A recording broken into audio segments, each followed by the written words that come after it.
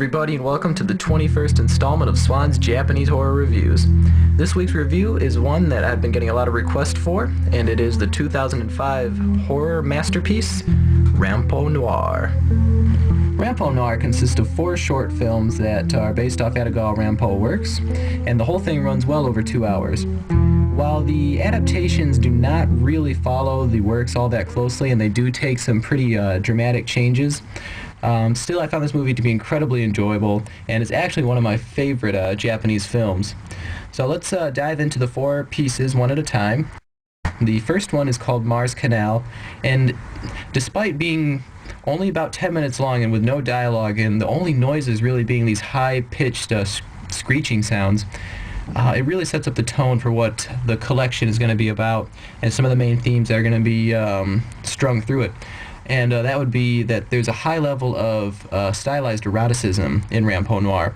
As you would have seen in the text, since Rampo, very famous for having erotic and grotesque works in his stories, that translated very well to the cinema in this film. So the first part is called Mars Canal, and it's just a man and a woman that are fighting naked and just really abstract imagery. The second film in the collection is called The Hell of Mirrors. This one involves a man who is very much obsessed with mirrors and mirror imagery, and he's connected to the murders of these women that have died in some pretty brutal ways. This film sets up more of the detective aspect that's pretty common and prevalent in Edogawa Rampo's work, so that was very nice to see. The third film is arguably the most erotic one of the 4, and it's called The Caterpillar. This one involves a married couple where the man has come back from war as a quadriplegic, so all he is basically his torso and his head, and that's pretty much about it. And it's the sadistic relationship that he has with his wife, who enjoys beating him and gets sexual pleasure from this.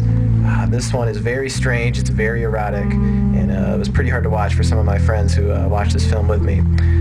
But it was very interesting to see, because I had read the short story before I'd seen the movie, and it was really very interesting to see this adapted to the screen. And yeah, this is certainly a very weird one. The fourth and final segment is called Crawling Bugs, and this was my absolute favorite of the 4.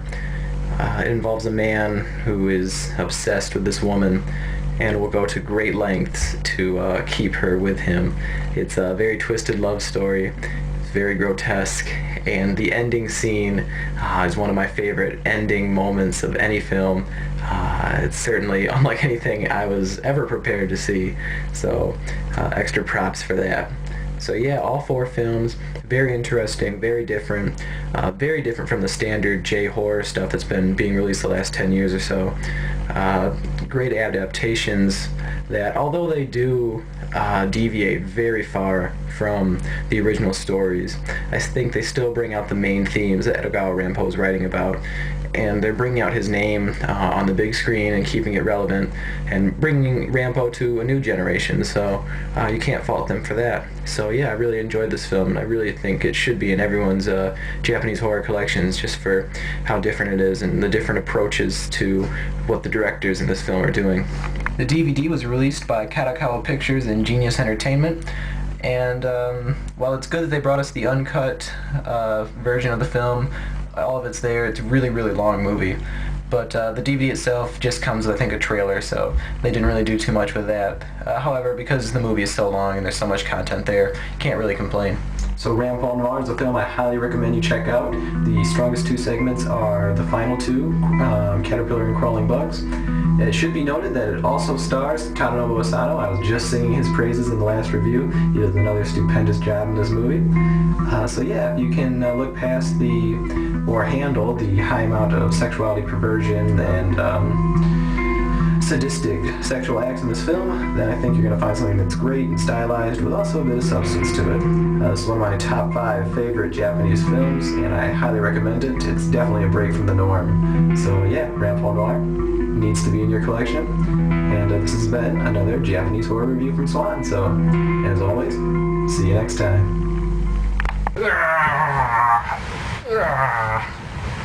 The caterpillar.